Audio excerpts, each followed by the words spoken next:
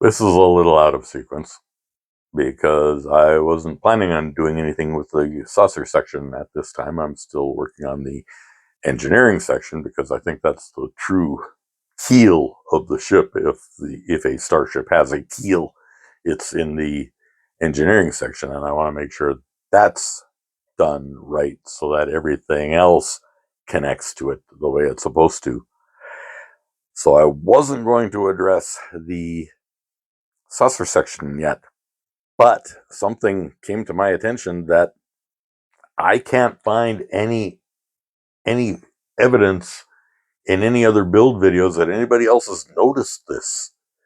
It's fundamental to the problem of why it's so difficult to get a good lighting effect shining down on the front of this saucer section. And it's apparently gone completely unnoticed for 21 years that this model has been out, and nobody else has seen this. There should be aftermarket replacements for this all over the internet. And I'm not just talking about the bridge. This I'm not talking about this. You can buy replacements for this all over the place. I'm talking about the B and C deck assembly on this model. This angle around the entire structure is wrong. And it's wrong a lot. It's wrong enough that it completely screws up any effort to properly shine a light from the bridge spotlights down onto the hull. It's in the way because it's shaped wrong. And I can prove it right here. This is just a screen grab from the search for Spock. And it's the beginning of the scene. Well, it's not the beginning of the scene. It's the space dock scene. They're escaping from the space dock. So I just grabbed a frame from that, and I freeze framed it, and I threw a little angle marker down in there to kind of mark the angle of the B and C deck. And then I did the same thing with the model. I photographed the model from the same angle and lined the two up. And I dropped a angle marker on the model. Then I overlaid them, and you can clearly see the discrepancy. It's a lot. It's a lot. But this is kind of a crappy angle. It's not the best photos of either ship. But, it's really hard to replicate that angle. So let's look at a different one. Here's a still frame here's a blow up of a still frame from that video that I'm always badgering you guys to watch. It's a side view of the studio model, and I did the same thing with this. I laid down a marker line to indicate the angle of the B and C deck. Then I overlaid the model, photographed from the same angle, from almost directly to the side. And again, you can see a dramatic discrepancy between the two. But that's kind of a crappy picture too. Let's see if we can find a better picture of the studio model. This is from the same video. Beautiful head-on view of the studio model. Let's go ahead and zoom in and drop in our angle marker. And then let's go ahead and drop in an angle marker on our model and overlap the two. There's that same discrepancy. And if you take a look over here on the right side of the structure, this ghost image here, this is how much of a discrepancy there is between the Polar Lights model and the studio model. This discrepancy is greater than the thickness of the plastic in that part of the model. So if you're going to try and reshape this with epoxy, you better be planning to use a lot of epoxy. Now, what are those angles? Well, let's just take a look at that studio model again, and let's just measure that angle, and I measured it. I get an easy 40-degree angle there. That's reasonable. That looks realistic. Now, I did the same thing with the kit model, and I get 45 degrees. 45 degrees. 5 degrees is a lot. A 5-degree discrepancy here is a lot. It's enough to completely remove all of the plastic, almost all of the plastic, almost all the way around here. This profile back here is fine. This is just fine right here. And even the bridge lines up really nice with the, when you overlap them, it lines up really nice. And measuring from side to side, we can get a really nice alignment. But boy, you can tell that this is really out of shape. As I was looking around online for good pictures of this structure on the Enterprise to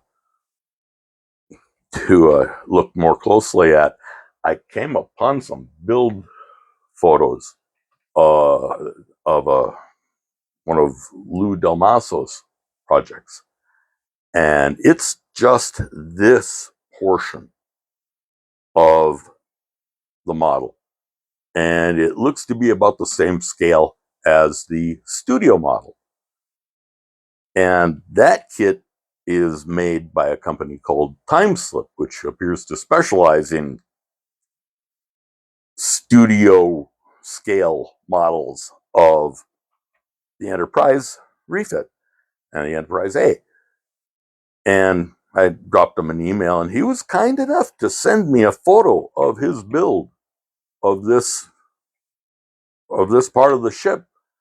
And his photos pretty much bear out what I'm saying. Here's a photo that he shot right through the glass of his display cabinet. And we can allow for a little bit of lens distortion, a tiny bit, not too much. It looks pretty good. And if we measure that angle, it's pretty damn close to 40 degrees.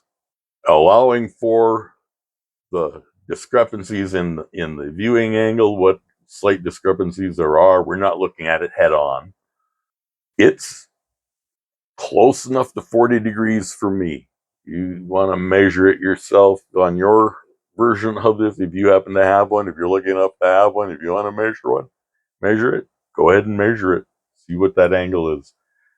There are a lot of different sets of illustrations and diagrams of the Refit Enterprise, Enterprise A. And we're just going to concentrate on two of them today. The first one we're going to look at is the David Kimball illustrations that were included in the official blueprints for Star Trek: The Motion Picture. And we are also going to, and they are the same illustrations that are included in Mr. Scott's Guide to the Enterprise. And then there is another set of illustrations that are embedded in that video I keep harping about, that were drawn by a gentleman by the name of Gerard Gillan. So we're going to take a look at those side by side. The first ones we'll look at is the Gillan illustrations. We have I've got a nice close up right here of the BNC deck. Shows a nice close up. Let's go ahead and drop a measuring line in there and see what that line measures out to. That comes out to a nice 40 degrees.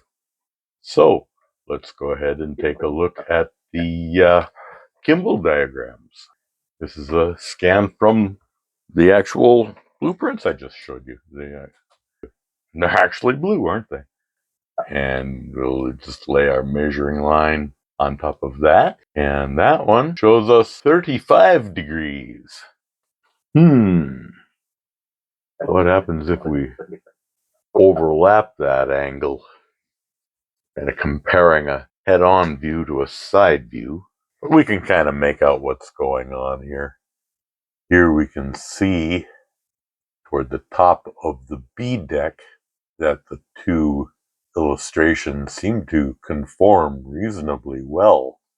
But down here at the bottom of the C deck, we can see on the Kimball illustrations that the base of the C deck is wider than on either the Gillan illustration or apparently the studio model. I think I've made my case.